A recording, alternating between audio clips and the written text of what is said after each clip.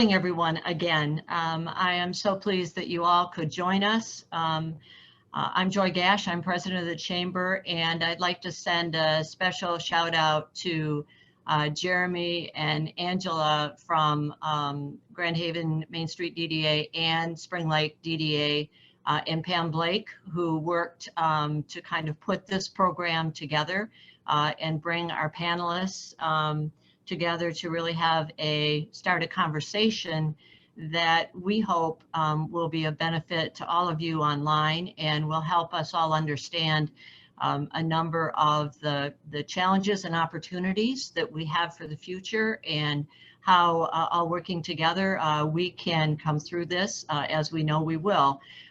So without further ado, I am going to first introduce our panelists. The way our program is going to work this morning, we have four panelists. Steve from Harbor Restaurants. We know him in so many different ways for things that he's been involved in the community. Chris Weavers from J Dubs, who if you've ordered takeout, she's usually the smiling face that brings it out to the car for you. Kelly from Fortino Sweet Temptations, and all kinds of things in each one of our communities, that has been very, very engaged and involved, and has had to work through a lot of challenges this year to get going. And then Chalet from Down to Earth, who for many of you that kind of look at her Facebook page, get to see her showing off fashions and doing an absolutely amazing job. So thank you guys all for participating in the panel. We're going to kick it off. I'm going to ask one question of all four of you. Steve is going to respond first. And then while he's speaking, if you could keep your sound muted. And then when you come on, then we'll just kind of go through the rotation so we don't have any background noise. So the first question that we're going to have this morning, and if you could give a 3 to 5 minute answer, is what have you been doing up to this point to generate business or to keep the community informed about your business? So Steve, do you want to kick us off? Sure. Well, from 4:30 in the morning to 5:30 in the morning, I roll up in shag carpeting in my basement and I worry, and then I drink a lot. And I'm just kidding. It's not that bad. But,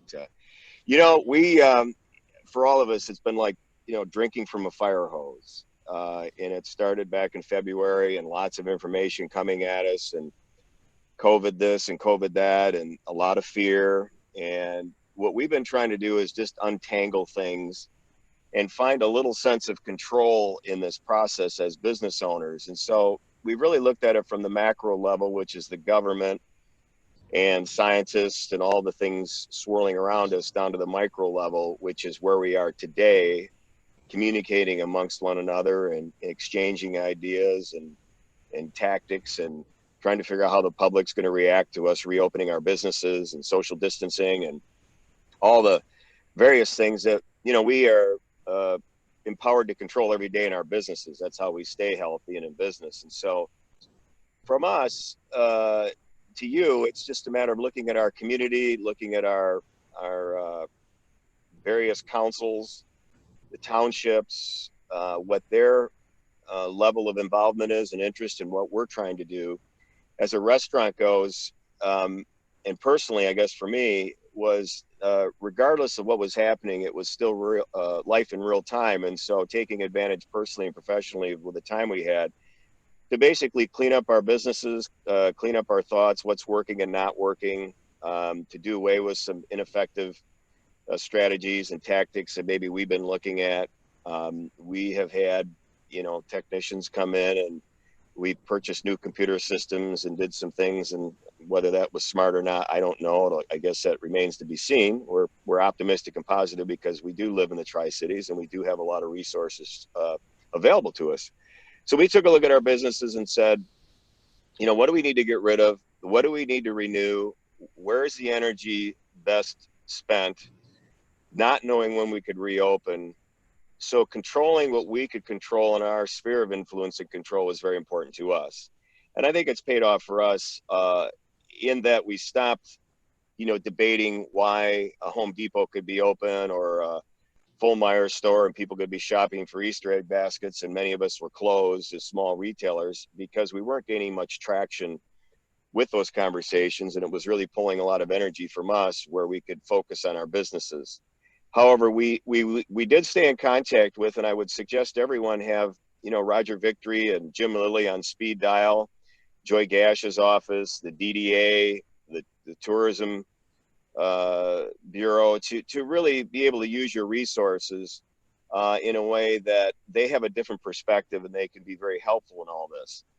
In Lansing, on the macro level, it's what's the old saying? It's like, everyone wants to eat sausage, but no one wants to see how it's made.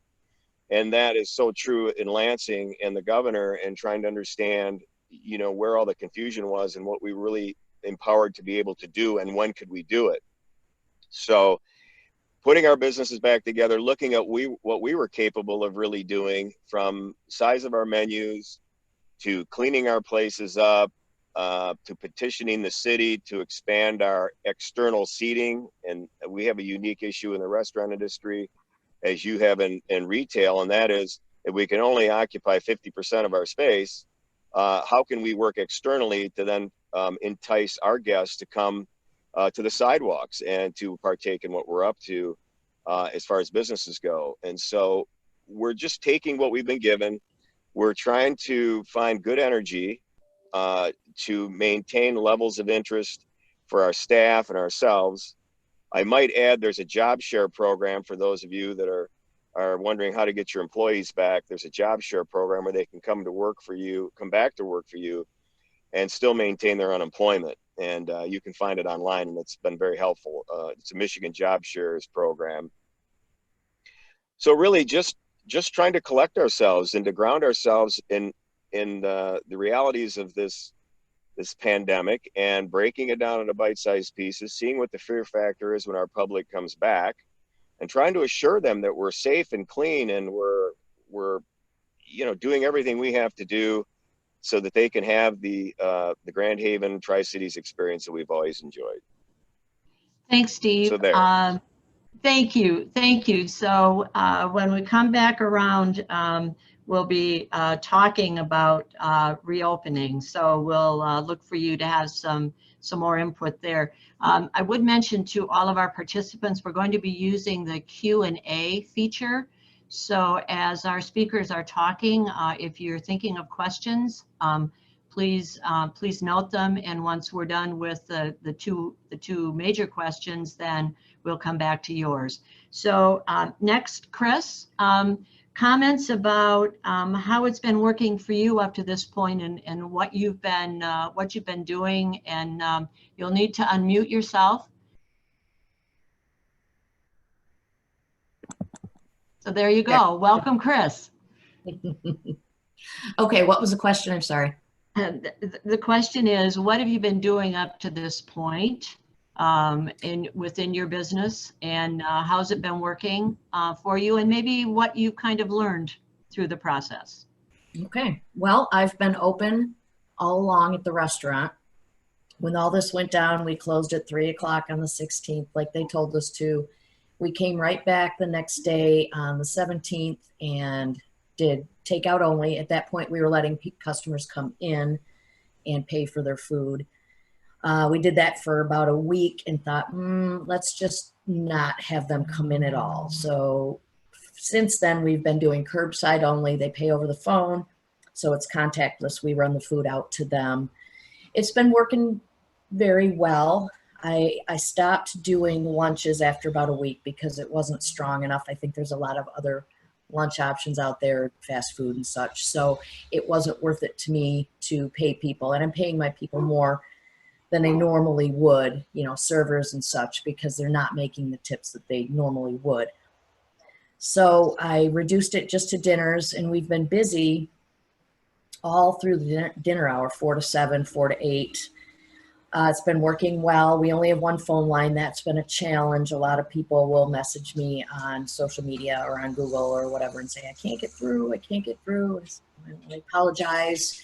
We're doing the best we can with what we've got. So that's been working well. Even though we've had strong takeout business, we're still down 60-some%. And that hurts. It hurts a lot. It's enough to pay my staff, keep the lights on, but I'm certainly losing ground. But at least I'll be here on the other side when we come out on the other side. As far as the wine shop's going, I've morphed that into, sorry, they're doing construction next door. Can you hear me all right? Yep, we can. Okay. The wine shop, I've morphed that more into a grocery store type scenario, as well as wine, beer, and such. But I've got flour, I've got yeast, I've got steaks and chicken and toilet paper, hand sanitizer, all the things that people are telling me they can't get at the grocery store. They can come to me and they feel more comfortable coming into a smaller place, or I can do curbside pickup as well, because nobody wants to go to Meijer at this time. And business has been really strong. They've been up significantly over last year figures. Percentage wise, yes, but volume, the dollars that I turn at the restaurant are way higher than the dollars that I turn at the wine shop. So it's still not enough to, sustain me, but it's going to keep me afloat till the end of this. So that's the long and the short of it. We've been staying busy. I'm down to a skeleton crew. They've been awesome. They're sticking by me. They're working hard, and everybody else is on unemployment right now. Thanks, Chris. Next up is Kelly. So Chris, if you would mute yourself. Thank you. And Kelly, what have you been doing? It's funny. I keep waiting for my pandemic vacation, and it hasn't quite happened yet. Right? Everybody shakes their head.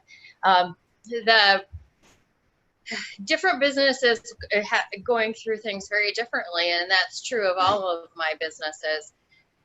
We shut down the ice cream stores as soon as the first order hit, because we had that conversation with ourselves: were we essential or were we non-essential? And that was a question only I could answer, and I voted non-essential. We kept 14 open, and like Chris said, the staples in the smaller store and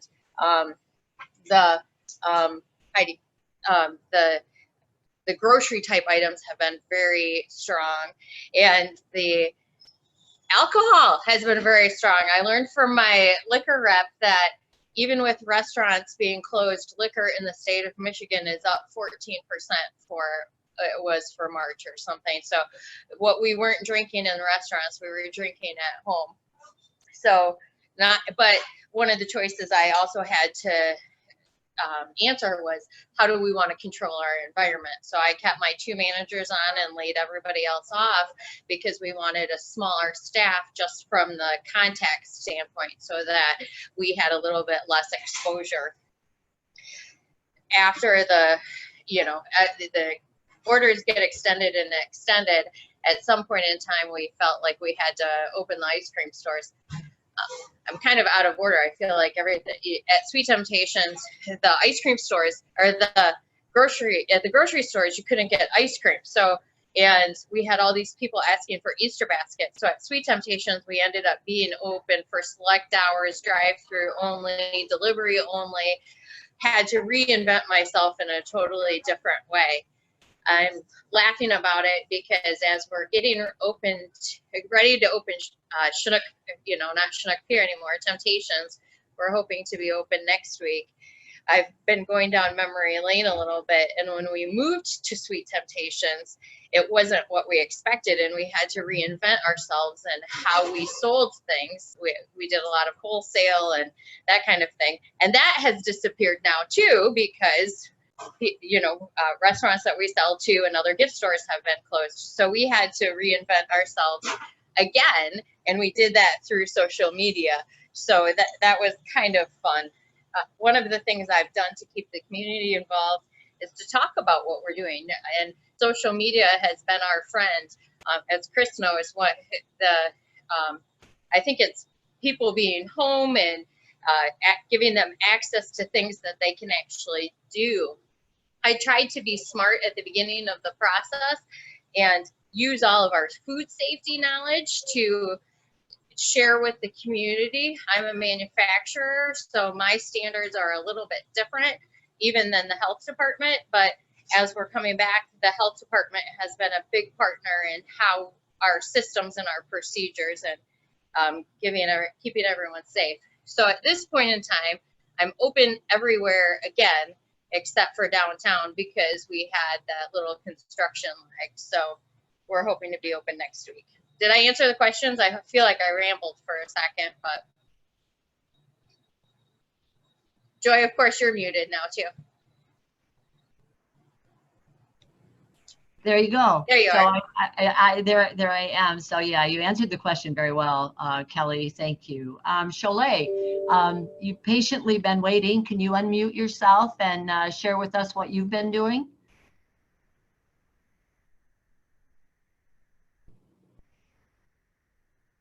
Tap to see. Okay, can you hear me? We can hear you, but we can't see you now. Yeah, I couldn't do it through my, I can hear you echoing. Do you hear echo? Yeah, there is an echo. Huh, let me turn it off.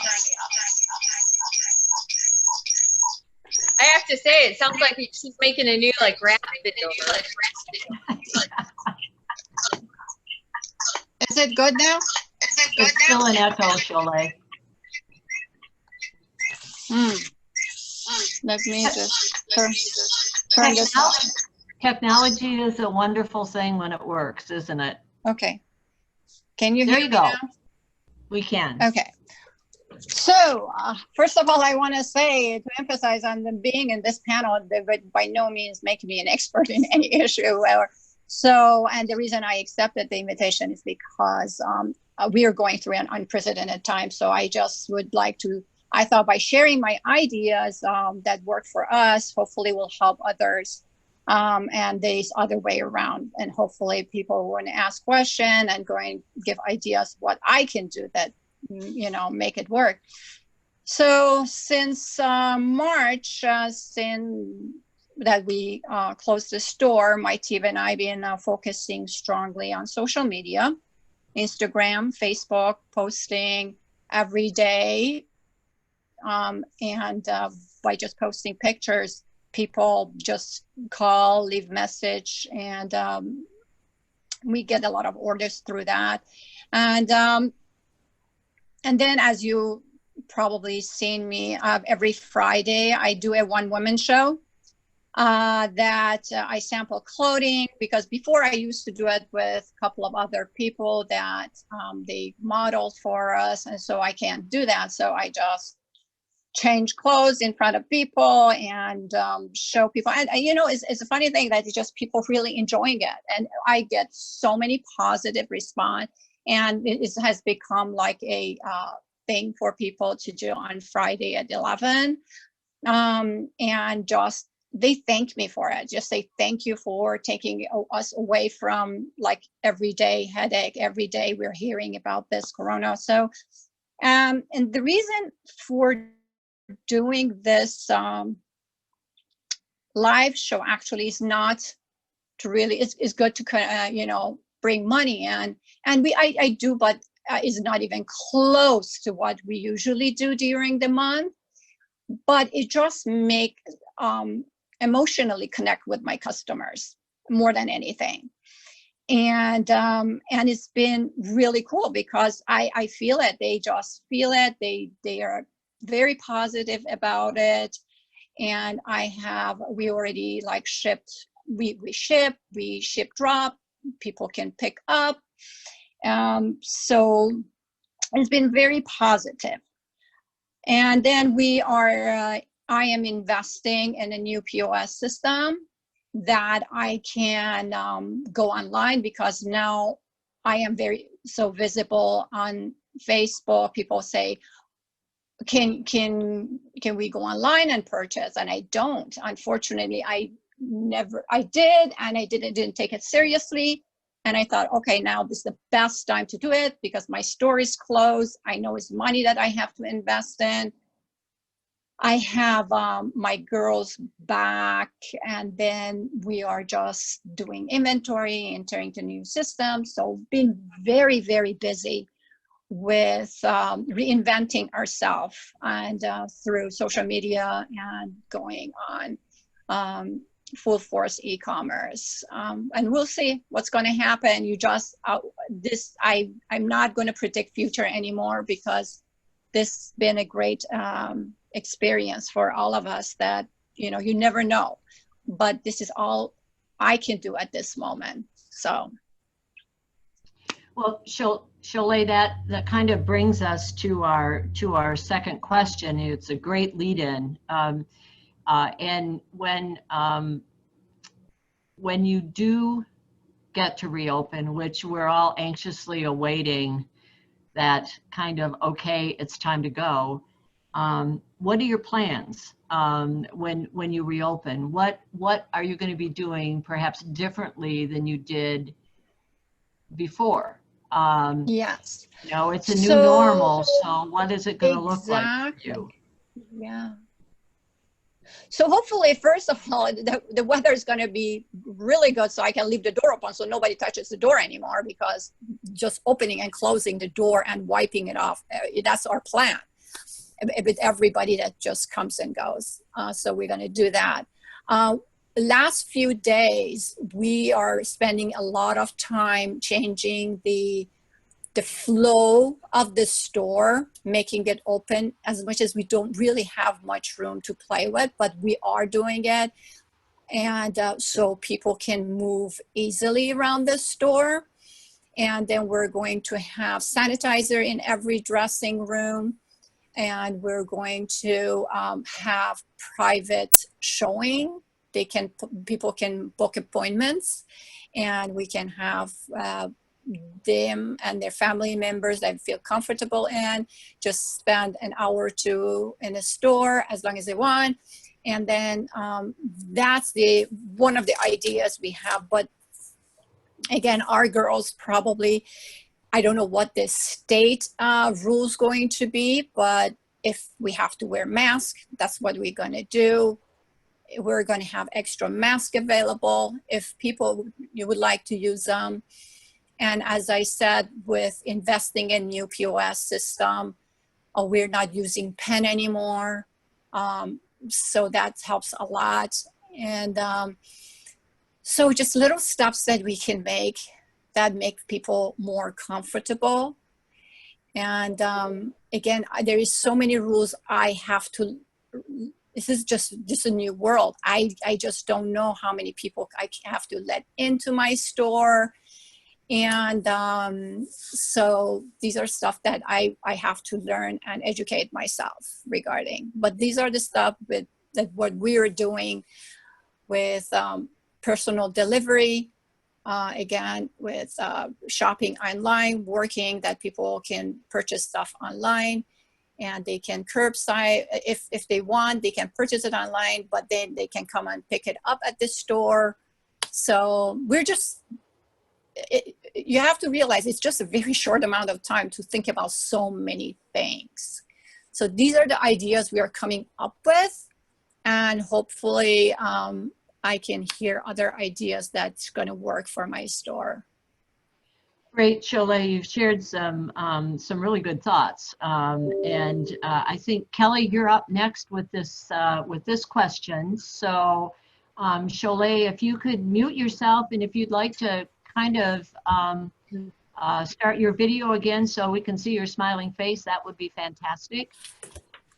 Okay. And Steve, I don't know, Steve, if you can hear me, if you can start your video so that we can see you as well. So Kelly, we're up to you. And what are you going to do to reopen? There's Steve. And Steve he didn't have the video on because he was driving. That's usually my Zoom trick. I like to do that during Rotary, and then I turn my video off so people don't get nauseous. Nice work, Steve. Thank you, Steve, for joining us. Go ahead, Kelly. This is a really challenging question because I like to say sorry, I talk with my hands. So there are people on each side, from one end of the spectrum to the other, in terms of their comfort being in the public. And as a provider who, caters to the needs of the public, we have to be able to take care of the people who are not comfortable being out and about, as well as the people who are. And when Cholet was talking, I put my mask on. Do you guys see it? Isn't it cute? It's the ice cream cones. So we are wearing masks and we're wearing gloves, and we take the health department things very seriously, as challenging as it is sometimes. Their the statement that they said that stuck with me the most was, gloves are not mandatory, but clean hands are. And if you kind of think about that process, that kind of has set the stage for us everywhere in terms of what we're doing. At Fortino's, the rule right now is 25% occupancy. So we did the math, and that's 7 people can be in the store. So if I have 2 clerks, I can only have 5 customers at a time. Toasted Pickle has been open a lot, and a lot of people, what they like to do is go order their sandwich at Toasted Pickle and browse through the store without their masks and touch everything. So one of the changes we've had to make is, I would never think as a retailer I would ever say something like this, but if you're waiting for a sandwich, you've got to wait outside. I can't have you browsing in the store taking up 3 of my 5 people's spaces when you're just killing time. So that's been a change that I don't like, but that I've had to do to keep shoppers in the store. The other ways we're controlling our environment, we're doing things like we tried to have the same people work together. That's a choice that we can do. I am not like Cholet. I'm a food store, and I can't keep my doors open. If I keep my doors open, I can have critters come in. You're not allowed to have that for food. And some people have not liked that, but the other thing that I've had a personal problem with is the moral dilemma of being open, of trying to generate sales versus try to keep people at home. So now as these things are lifted, it's a little bit easier to try to promote things to get people back in the stores as well. I think that was my biggest ones too. Controlling my environment, controlling my staff. We have procedures that you have to, I don't have to temperature check everyone, but they have to temperature check themselves before they come into work. They can self-report that. They also have to self-report if they've had symptoms or come into contact with people who haven't had symptoms. And I have not been open on the inside at Sweet Temptations. That I hope to do that next week as well. And the touching has been our other problem in touching at Fortino's. You know, everybody wants to touch something before they buy it. So we're also trying to do a wipe down of merchandise too. We want to keep our staff safe, our customers safe, and our merchandise safe. Thanks, Kelly. That was very, very concise, and appreciate your sharing all of what you're doing and what you're facing. A lot of times we don't think about all the levels that all of you need to go through to be able to keep your doors open. Chris, would you like to wade in with anything that that is new and different in your reopening, or what you've had to rethink? Sure. I haven't put any new procedures in place yet because we're still doing the same takeout only thing. I've given it a lot of thought, anticipating that we'll be able to open up soon. Like Kelly, I've got the same staff working together all the time to lessen the contact among people. I think that what I'm going to have to do going forward is, and all this is subject to whatever is handed down from the governor, but what I'm going to have to do is designate at least half of my tables for social distancing purposes. I have nowhere to go with them, so I can't take them out. So I'll just have to assign them social distancing tables. I'm also going to, I'm assuming that takeout is still going to be really strong. So I'm going to have to designate a separate staff for takeout only. And I'll promote takeout because I think a lot of people are still uncomfortable with the whole situation, and I want them to know there are options. And with the wine shop, the same thing. I've been doing a lot of curbside, and I will continue to promote that. It's super easy, and if that's what they're most comfortable doing, by all means, I can do that. Everything else is just kind of, I'm waiting to see what's going to happen and when, and I'll make those decisions when I know what my parameters are a little bit better. Thanks, Chris. I think that's kind of a challenge for everybody because the game seems to change. And everybody kind of thinks that they're on track and then something happens. So I'm sure that Steve is more than willing to kind of wade in on this and add a lot of valuable information. You've got 3 restaurants that you're looking at reopening, and you've been able to work with the city to make some changes, but you want to kind of share with us more about what your plans are? Well, sure. One advantage that we have right now is keeping an eye on Traverse City and Petoskey and some of the northern areas that we're allowed to open. We've asked our counterparts in the industry to behave, to do it right, social distancing. We have enough information so that they know what the separations look like. In our industry, we've been the vanguards of public safety and health for years. That's what we have to do every day. We're familiar with viruses. We work in that environment. So we want the public to understand that this is what we do and this is how we do it. And so we're going to be watching, we've been watching Indiana, Ohio, as they reopen to see what the public's interest is, to see, how high the anxiety level is. And so we're working very hard to cull information through our own associations and try to get a feel for what the next move in Lansing might be. As a business goes, we've been looking externally, not internally. And so as an external measure, we petitioned the city 3 weeks ago to have an expanded footprint with our deck at Snug Harbor. And we received great cooperation from the city. And I was a little bit leery of the Michigan Liquor Control Commission turning it around quickly. But with Roger Victory and Jim Lilly in our association, we were able to get licensed in 3 days. So we'll be building a deck out in front on the channel at Snug Harbor. Feeling very fortunate. And we also had a Zoom call today with other licensees, restaurant owners, in terms of expanding that external footprint that would partner along with retail to make sure retail would be on board with this, but to partner with retail in terms of looking at that externalized footprint. As you say, Joy, things are changing rapidly. For those of you that were able to go after the SBA 7 and the PPP, as of today, there have been changes in the PPP. They're getting a little more flexible. We're looking at expanding timelines for repayment from 24 months to 5 years. We're looking at a number of legislative opportunities and issues that may impact us in Grand Haven and how we do business. But just, regenerating our opening, getting employees back in line with, coming back to work, retraining staff is going to be a big issue. In our industry, they already have 90% of it because they're all ServSafe trained and HACCP trained.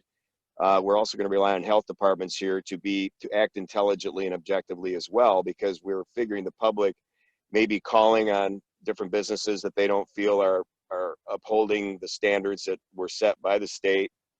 So we're trying to teach and train as best we can.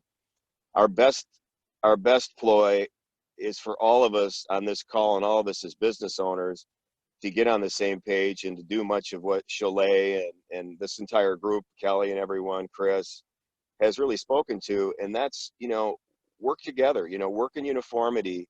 If it's masks, then it's masks. We can't keep fighting it. We've got to put our energy into opening our businesses and getting our own act together. Legislatively, we're going to continue to find a way to go from 50% to 75%, to get good statistical information on COVID, and is it blooming, or are we not wearing enough masks, or there's a report today that cleaning surfaces may not even be that important. So just trying to distill the information, collate it, using Joy, your organization, the Jeremy, the DDA, all the different resources we can use in our own community to get us all on the same page without groupthink. We all have different ways of approaching it, but to understand that the public they're gonna weigh in on whether we have our act together or not, and whether the restaurants are clean and organized, and the retailers look like they know what they're doing, and the streets are organized and clean, and the city's doing what it needs to do. Because the public's going to come back either way, whether they stay or not. And some of the community has their act together better than us.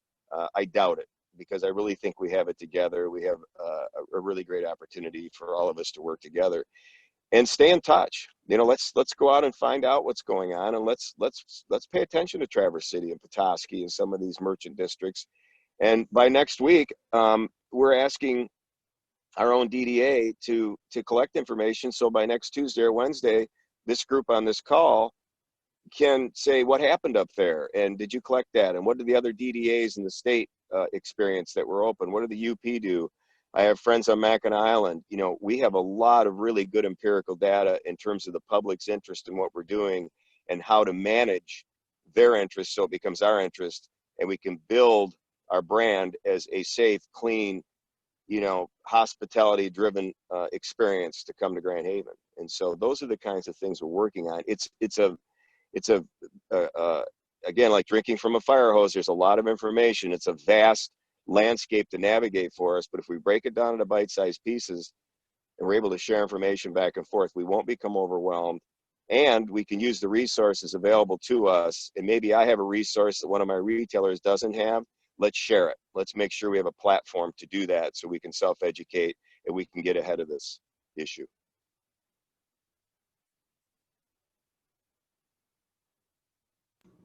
So I think everybody that's participating or listening to us must be processing what you're saying, because I'm not getting any questions. So I'm going to do something that probably is a little bit dangerous, but will all our panelists unmute themselves? So, and Jeremy and Angela.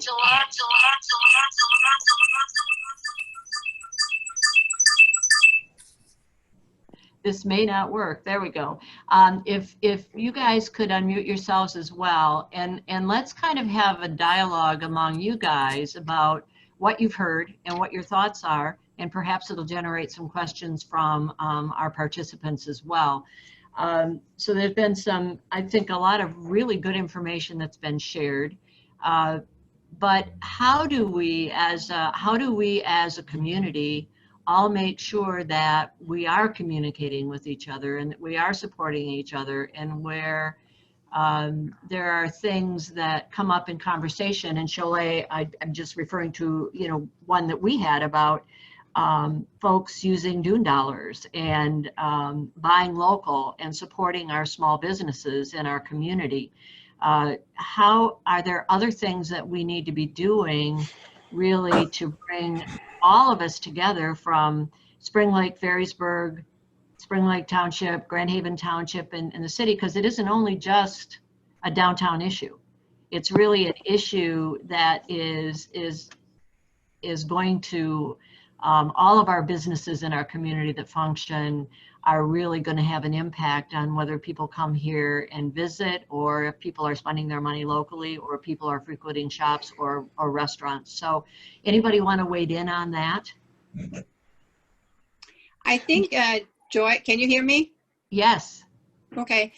We talked about it a couple of weeks ago, and I said I would love to see a campaign that so on social media about our downtown. I love the way that people put the signs. I don't know who did it downtown, but just is shop downtown, or pick a few business owner so people can just relate to the faces that, okay, these are a small business owner, and then we can just each of us say something like really cool way.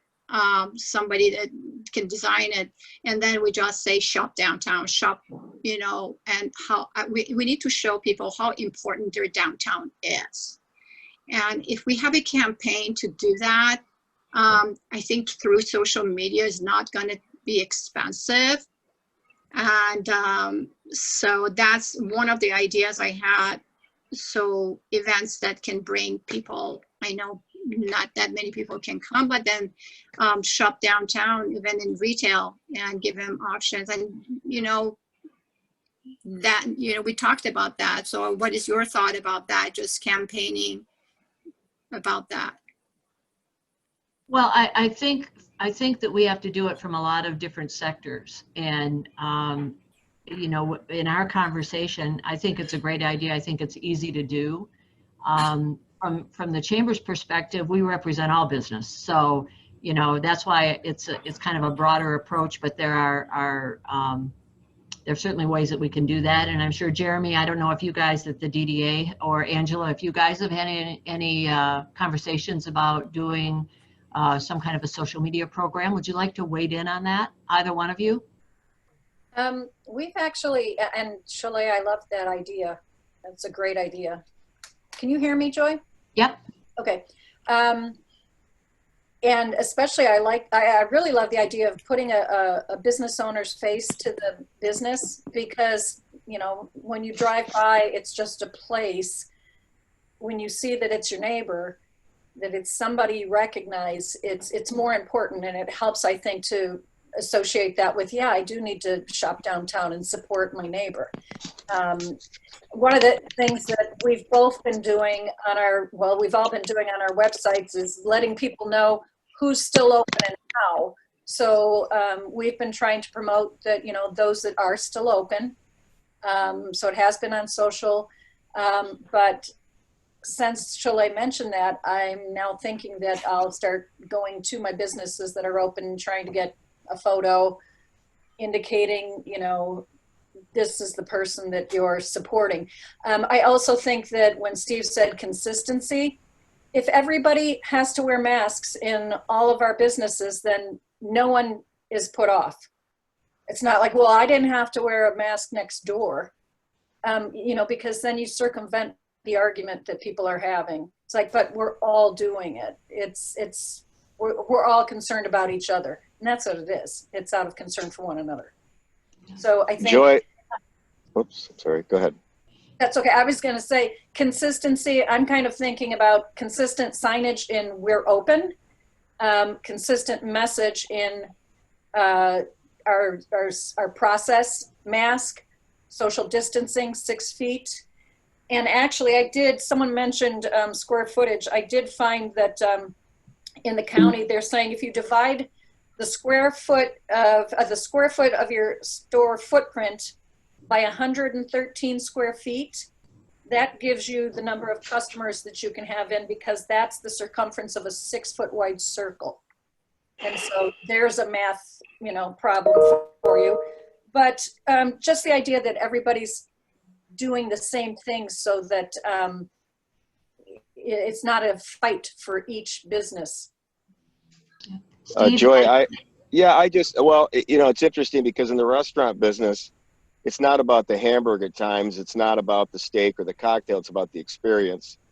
And to come in and, you know, look like you're in a hazmat operation, you know, is going to be a real challenge for us, because our servers having masks. It's one thing to have our cooks and everything in masks, but having that experience between server and guests is going to be an interesting proposition. And that's why we're watching how that unfolds with the public and what we can do. I mean, ultimately, if we have to do it, we're going to do it. But one of the concerns I have right now, and I just share it with the group, and I know it's a fine line, I get it, but at some point, canceling things months out, regardless of the size or the influence on the community, is a dicey proposition in terms of all of us having a little feedback. And I just feel like, you know, the media too, our local newspaper, has to work with us, because if every article is attached to COVID and we build that fear factor and we start canceling everything without, you know, why can't we take a festival and go from a macro level and just tune it down to 3 days versus 10 and still have the welcome mat out? And I'm very concerned about reviewing all of our little festivals into the summer and fall and saying, how can we salvage something? Because some community out there is going to lead, and they're going to take that chance and risk. And we all understand public distancing and things we have to do with social distancing and people sitting in parks and such.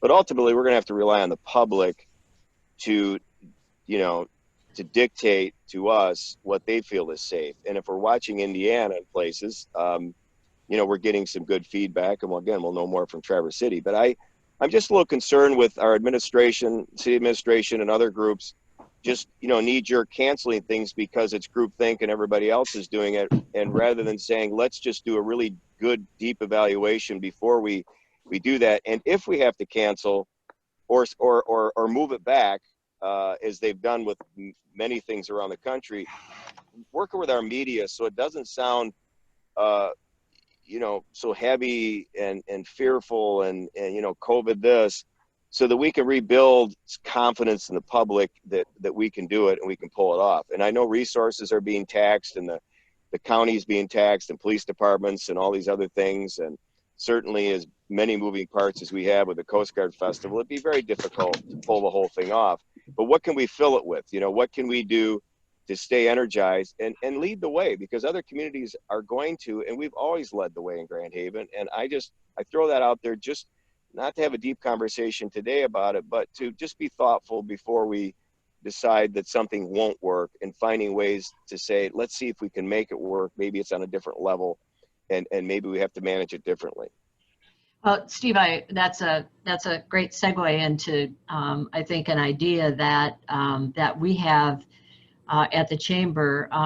We of course have canceled the Grand Haven Art Festival, but we're trying to work with the DDA to basically set up a virtual art show with the artists that had actually signed up to be here, but connect that to a virtual Main Street, so that we can really still have that feel of an art festival, and bring people into our community via the virtual show, and do virtual entertainment, have a number of different things going on. So it's a test, it's a trial.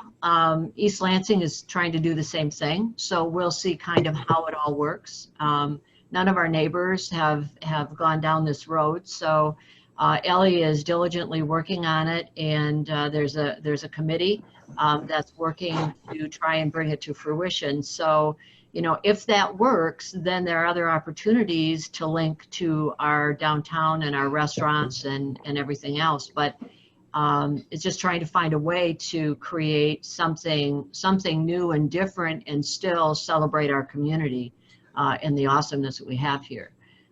So you know, it's kind of it's a little out of the box thinking, and we'll see how it goes. But you know, it's worth trying. And I think a lot of things that you all are doing are out of the box thinking as well. So I can't believe nobody. Pardon me? Can I follow that up though? I feel like what Steve is saying though is that we need to get people back out again, and by doing a virtual event, that's not going to do anything to continue to get people out and about in our town. It could for the downtown portion. Oh, So, like that they would come there or something? They would come down and go into shops, but it's just to promote the idea that there's a Main Street event that's going on virtually, but you can actually go downtown.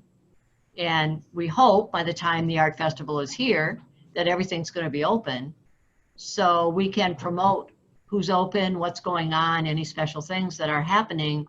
We already have on the Chamber website a lot of links to local businesses that are open, that take Dune dollars, that all of that sort of thing. But the art show itself would be virtual, but it would be urging people to shop the virtual art show, but then go downtown and experience what we have here.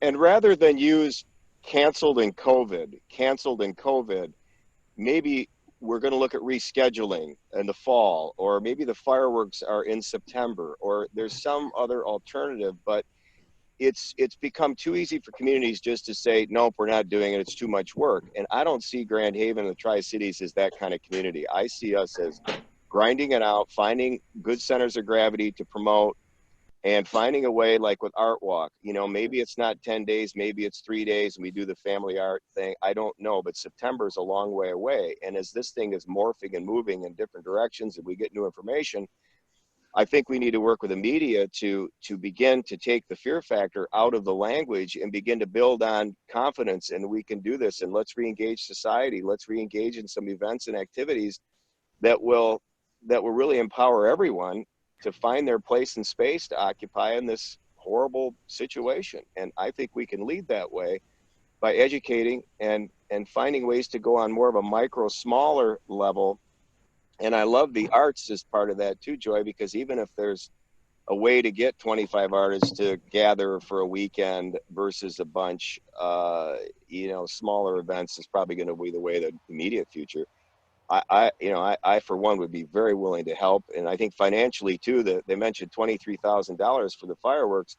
We could raise that in a couple of days in Grand Haven, and we could maybe set aside and do it in September and celebrate or something. But the point is just this cancellation, this COVID, this quick reaction to what other communities are doing, the ripple effect, the group think. Let's lead. Good points. Anyone else want to add anything to the discussion? I'll add a little bit back up with what Shalay was saying in terms of social and in terms of having a platform, having a campaign. What we've been doing with the Grand Haven DDA, obviously it's just, you know, I'm over the Main Street area of the DDA, so I'm promoting those businesses. I've been promoting Business of the Day. Don't worry, Steve. I think you might be lined up for tomorrow, knowing that you're opening tomorrow. That's just a download between us and everybody on here. But we've been offering that and getting information from those businesses, supplying it to the people who follow our Facebook. I've talked with a couple people who are on this call about doing interviews once the time has come where businesses are reopened, so we can have a little bit of a personal feel, talking like for 30 seconds to a minute on the Facebook Live video about why you're in business and creating that connection with the community. That's going to be really, really valuable for the businesses moving forward. What everybody knew in January or last summer and how business was, business isn't going to be operated that way any longer. Going forward, you know, businesses are going to have to adapt, have to change. It's no longer just a brick and mortar, it's a click and mortar. There's an online portion, whether it's just putting posts on Facebook, selling items on a Facebook marketplace or an e-commerce site, but businesses are definitely adapting to the distancing and to the ability to say, hey, you know, I can offer something that maybe this is new to me and it's going to be a learning experience. And I've said to a number of people, probably 80% of what we try as businesses, as DDAs, as advocates, it'll probably fail, but we are able to pivot much faster than some of the big boxes and say, hey, this idea didn't work this weekend. Let's change it for next weekend so we're ready to go. I know all of the business owners in the DDA. I know a number of them outside of our DDA, and I know that we've got an amazing set of owners and merchants. Everybody wants to be successful. Nobody's going to be pulling in the direction to be unsuccessful. So I think with everybody together, we are going to be able to succeed. We just all need to work together and consider that we are pulling in the same direction. I'd love to follow that up with the people who have been coming, have been extremely grateful. Our community has rallied around us, and I think they're ready for us to be back. And I think that we probably care more, like, I assume if I go into a store that they're taking care of their systems and they're keeping me safe. So I guess that's a wrong assumption, but until it's proven otherwise, right? But I think they want us to be back, and I think they're anxious to come and shop and eat and enjoy again. I think by the best thing we can do is talk about, like Steve said, be together and saying, yeah, we're open, we're here for you, we're ready to go. And I think they're coming. I agree with you, Kelly. I think people are looking to be back re-engaged. And as you said earlier in your answers to questions, there's that push and pull, and it's how do you find that balance, and you know, letting people know that we're a safe, great community to come and visit is really going to be an important message that we need to get out to everybody, but it needs to be a unified voice. And I think that was part of why today this came about, to try and promote that idea that we're all on the same page working together. There are going to be ups and downs. You know, we could have a conference this afternoon by the governor and our whole discussion could change for tomorrow. And I think that's the scary part of this, is that we're not in control of the message that's coming down, you know, down the line. So I appreciate you all being on this morning. I think the time was well spent. I think there's a lot of chat going on amongst the participants. I think you probably have answered all their questions. And if not, and if there's a need to do this again, we certainly have the technology to do it again, and would appreciate engaging and keeping the conversation going open in a public forum. We will be, we have taped this through the video process. So if you guys want information that was talked about here today, it will be available. So we appreciate you joining us this morning, and hope that you've at least enjoyed sharing the information amongst each other as well. So thank you all for being with us. Bye, everybody. Thanks, Joy. Thanks, Chamber. Thanks, DDAs. Bye-bye. Bye-bye. Bye-bye. Thank you.